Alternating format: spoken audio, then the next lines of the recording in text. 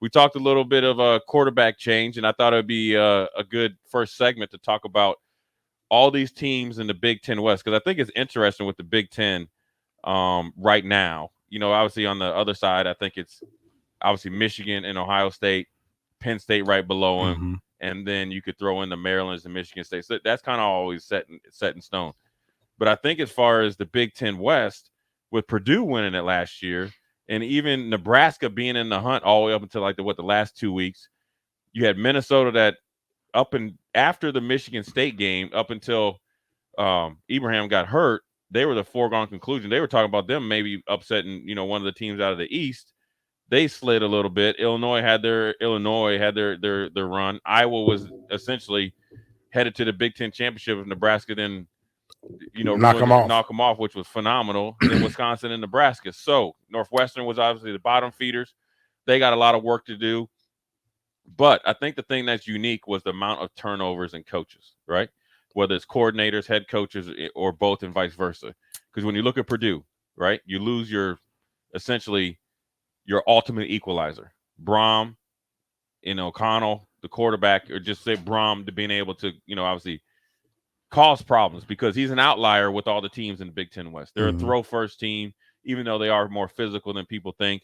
Minnesota, they finally, Tanner Morgan has used up all 18 years of his eligibility. He is gone along with Ibrahim. So there is a turning or changing of the guard there, even though they have a young quarterback. Then Illinois, right? Their quarterback comes back, but Chase Brown is gone, who had a phenomenal year. Yes. One of the top running backs in the nation, definitely one of the top in the Big Ten, and he's going to look on to go to the NFL. And then you have Iowa. You have turmoil within the building. OC taking a pay cut. OC taking a pay cut on a 1-year deal. Both quarterbacks gone from last year. Get Michigan's quarterback in the transfer portal, running back by committee, and do they change their identity? So there is some, because Kirk Ferentz is going to have to do something else. Even though you got McNamara, you're gonna have to open up the playbook because the offensive line isn't as dominant as in years past. But they have two really good tight ends. Then you have Wisconsin, which is the most interesting, right? Luke Fickell. But even before that, when Jim Leonard took over, they opened up the offense. Yep. But they do have the bell cow and Braylon Allen, who finally looked like he had a chink in his arm, sophomore slump or whatever. He still had over a G. Offensive line, Graham Mertz is gone. They brought in 4 quarterbacks, I think, in the transfer portal. Now you have a new coach, a new offensive system that he is saying we are going to be more of a spread type of offense. That also affects the defense, right? Because then now you got to play defense differently. Then there's Nebraska. Knew everything. You got to knew everything all the way down to probably, who checking tickets and turn off the lights. Okay, so that's totally different. And then Northwestern, right? A new defensive coordinator. They're changing the offense offensively. Their number one running back, 26, is gone. He's a senior. Well, I'm just saying he's gone, right? But against us, boy, he looked like Eric Dickerson against us. He looked like he was pumped up on his Xenadrine. Larry Zonka. He was like Larry Zonka, but he redhead kingpin though. He redhead kingpin. So again, but then Northwestern has an identity change that they're going to have as well. Mm-hmm. That's every single team in the Big Ten West. Just off the top of your head, just thinking. Obviously, you have more first-hand experience being down there and seeing them. What team do you think has the upper hand as they're going into spring ball to kind of, jump out and take a stronghold of the Big Ten West? Because I think really whoever can get out in those first 4 to 6 weeks will have the ability to kind of have a lead and either limp home or really just smooth their way in. I'm going to say Wisconsin. Yep. Fickell. Yeah. I'm going to say him, and then I'm gonna say Minnesota. Right. Because of he's been there. Yeah. PJ's there. You know what I mean? Mm-hmm. I'm gonna say Wisconsin, Minnesota, Illinois. Right. Iowa, Purdue, Nebraska, Northwestern. Right. Yeah, I agree with you there. I think Purdue is going to take a step back. I think losing Brom is huge. Yes. And I think it's going to take them a little while because Purdue isn't overflowing with athletes, but I think Brom and their system made it equalized everything. So I think they're going to take a big step back. I think Northwestern will get a little bit better, but they're just too far down, right? So they're going to have to. They're really starting over and finding a way to lessen the gap, right? And then when I look at Illinois, here's what the problem with Illinois that I have, right? Chase Brown was so good that he made that offensive line look a lot better than they were, Mm-hmm.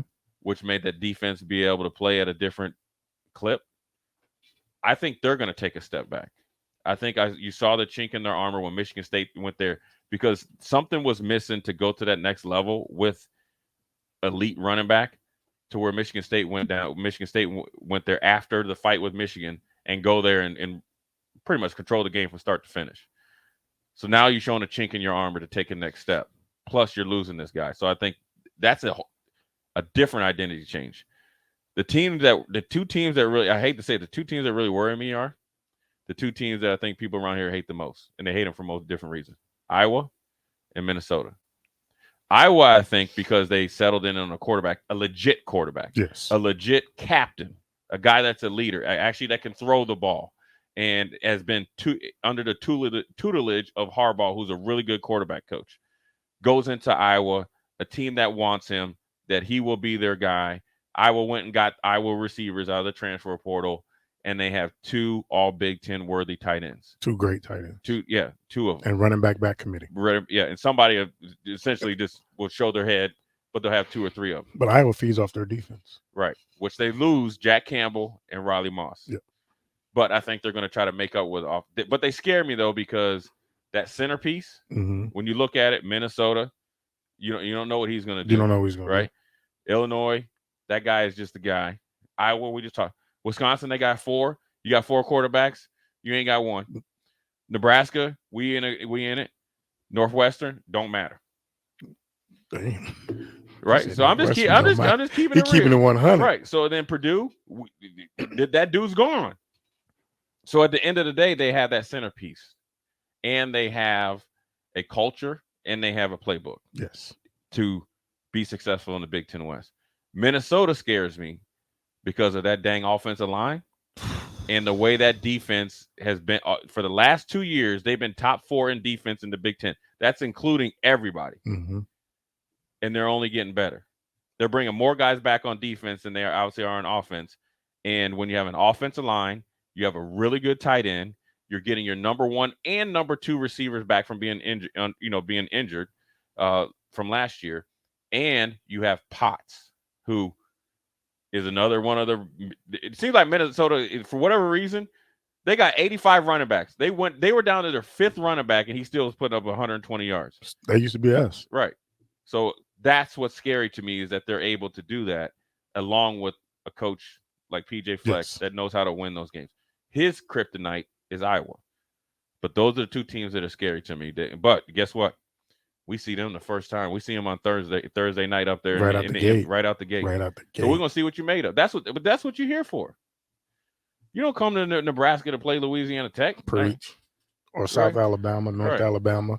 Those are games that you just put so much pressure on yourself to get your stats up. So when McBride and Darlington pull you out, and you over there trying to get a hot dog. Yeah, man, you got to sit up there and you win it 9-on-7.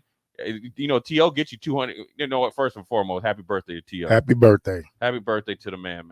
We're going to talk about after in the second hour about when T.O. recruited you, and what it was like. 'Cause I didn't know who the heck he was until he came to my high school. I don't know about you. I didn't know who he was. Well, I knew Nebraska because of Oklahoma, Nebraska. Right. I was a big Oklahoma fan. I knew who he was, but it wasn't that big a deal. No, it wasn't, because I was an Oklahoma fan. Right. You was trying. Yeah. I was trying to go run the option, and I was trying to go to Miami. So so you wanted to get down with the bros. Yeah, well, that's where all the whole family went. But T.O. came in and sold me and stuff. But yeah, that's a good start to the old school, man, about the Big Ten West. I think it's going to be. I think there's a lot of opportunity there. There is. It wouldn't surprise me if Nebraska's in the hunt again. I think they should be. Definitely think we should be able to make a bowl game. But I think as much as we talked about whether it's Wisconsin, Minnesota, Iowa, Illinois, they're still all beatable. You're not looking at an uphill battle. No. You're looking at the same. It's an even keel on the West. Right. On the West. and it's there for the taking. And it's there for the take.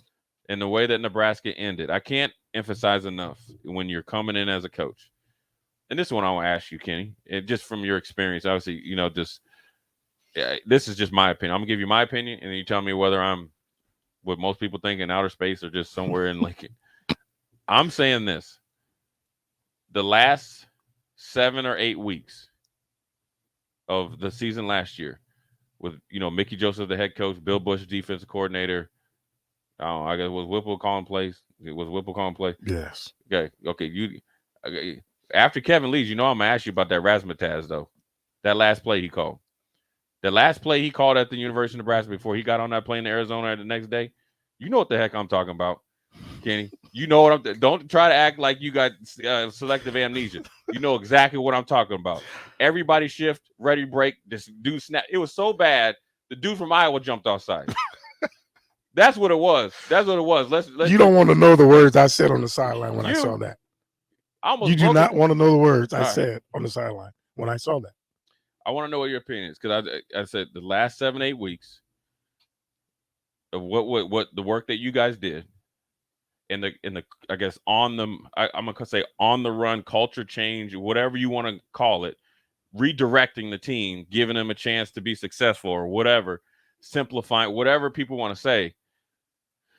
In my opinion, makes the job easier moving forward and is a foundation part of the success that should be started next year. Now, success should be 6 wins or more, or less than 6 wins.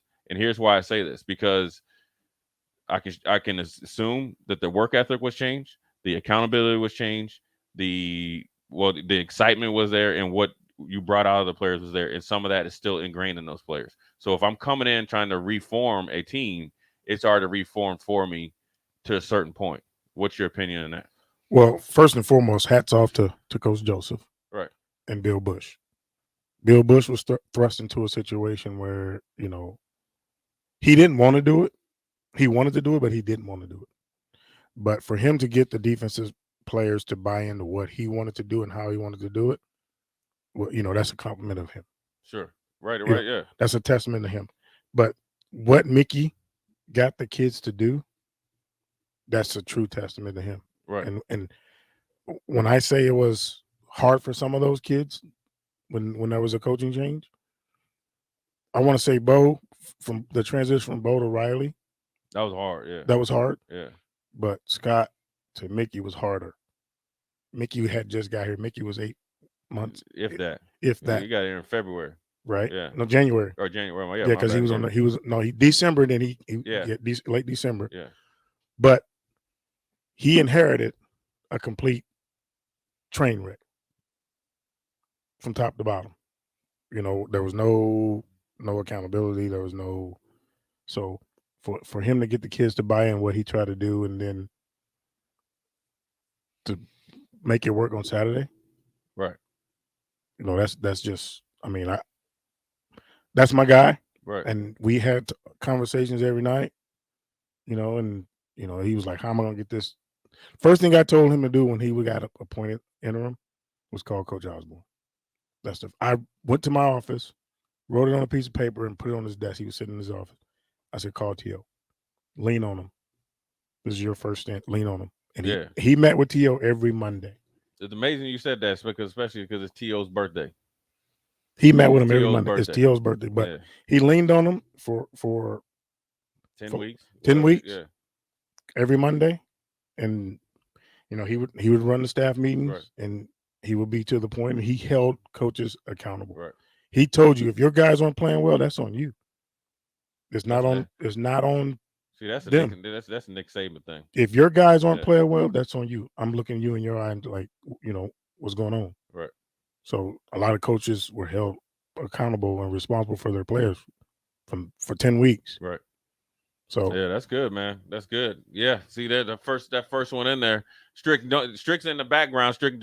I told the stories about when you came out there in the spring yesterday, man. He went in on your Strick. We ain't gonna ask. I was gonna have T.O. call in, but man, we got Thursday coming up next. Kevin Meyer here. He gonna crack it open, split it open. We're gonna get it busy here. We got Strick in here. We got Kenny Wilhite, Jay Foreman, and Austin. We got a full house in here, man. So we doing the thing. So Old School will be back. 93.7 The Ticket.